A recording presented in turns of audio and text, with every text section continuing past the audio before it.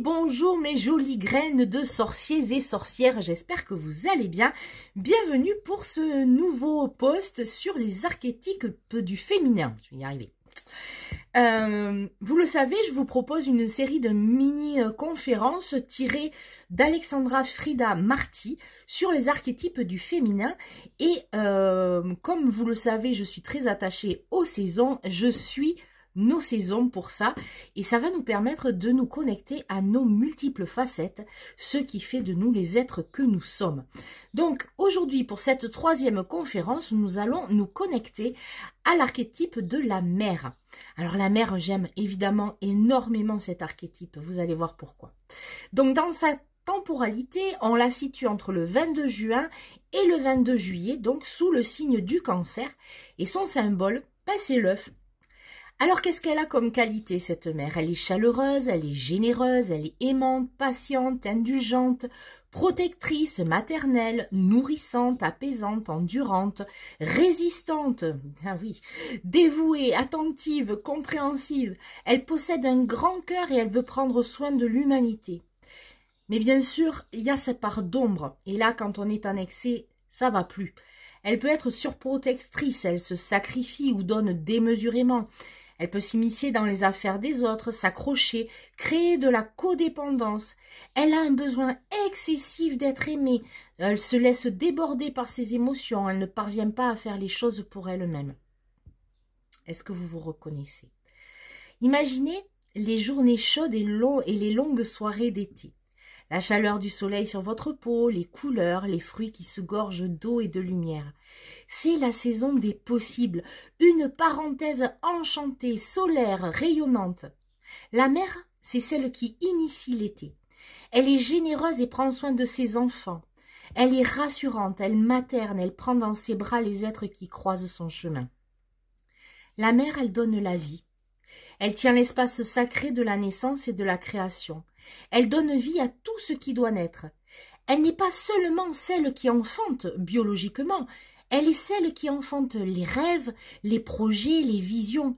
Il n'est pas nécessaire d'être une mère au sens littéral du terme pour se relier à cet archétype. La mère, elle donne vie à tout ce qui est destiné à voir le jour à travers nous. La mère, c'est celle qui nourrit. Elle subvient aux besoins essentiels, mais ses soins ne s'arrêtent pas là. Elle nourrit le corps, l'esprit et l'âme. Elle est dévouée et donne sans attendre en retour. Elle va jusqu'au bout et accompagne sans limite pour faire croître. Son cœur sait que l'on fait grandir les êtres en les arrosant de bienveillance et d'attention. Elle doit quand même apprendre à lâcher prise et à laisser les autres faire leur bout de chemin sans elle. La mère est émotive. Elle traverse des hauts et des bas émotionnels. Son élément, c'est l'eau. Et tout comme la mer, elle vit intérieurement le mouvement des marées et des vagues de la vie. Elle peut vite se sentir submergée par des émotions trop vives, voire noyée quelquefois. La mer, elle crée son nid. Elle est accueillante et chaleureuse. Elle prend soin de son cocon, de l'endroit où elle vit et souhaite que chacun qui y passe y soit choyé. Elle a l'esprit de la famille et de la communauté. Elle veille à ce que chacun se sente à l'aise et confortable en sa présence. Elle assure la sécurité de tous en n'oubliant presque personne à part elle. Attention, on ne peut pas donner plus que ce que l'on a. La mère, elle nous apprend à prendre soin de nous. La mère solaire, elle nous apprend que nous sommes notre premier enfant. Nous comporter avec nous-mêmes comme une mère bienveillante le ferait avec son enfant est la clé de tout désir de croissance. Savoir être tendre quand c'est nécessaire et ferme lorsque notre apprentissage en dépend. Savoir nous-mêmes nous guider et nous pousser vers l'avant pour faire éclore notre merveilleux potentiel. La mère, elle entre dans notre vie pour nous apprendre à devenir notre propre mère. Elle vient nous rappeler l'importance de prendre soin de nous. Elle nous montre la voie pour donner vie à nos projets et à nos rêves. Elle nous relie à notre espace de création pour nous mettre en gestation. À ses côtés, nous ferons naître l'écoute de nous-mêmes, la douceur, mais aussi la force nécessaire pour nous faire passer en priorité. Aimez-vous inconditionnellement, écoutez-vous et nourrissez vos créations. Je vais vous lister maintenant quelques messages, tout court. Voyez ceux qui résonnent en vous. Est-ce que vous les avez entendus en étant enfant? C'est parti.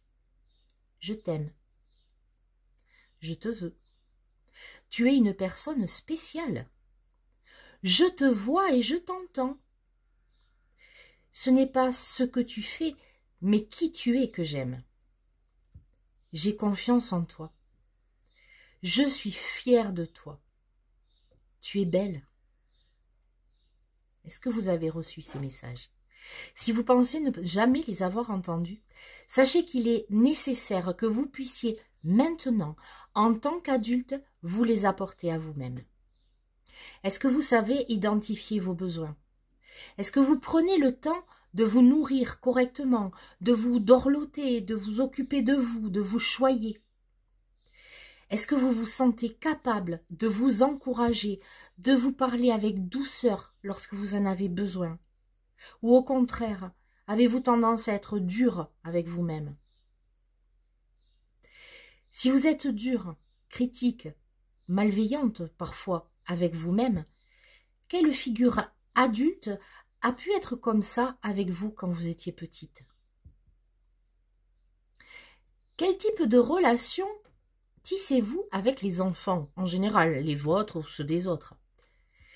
Est-ce qu'il y a des choses qui peuvent déclencher votre colère ou votre agacement dans le comportement d'un enfant?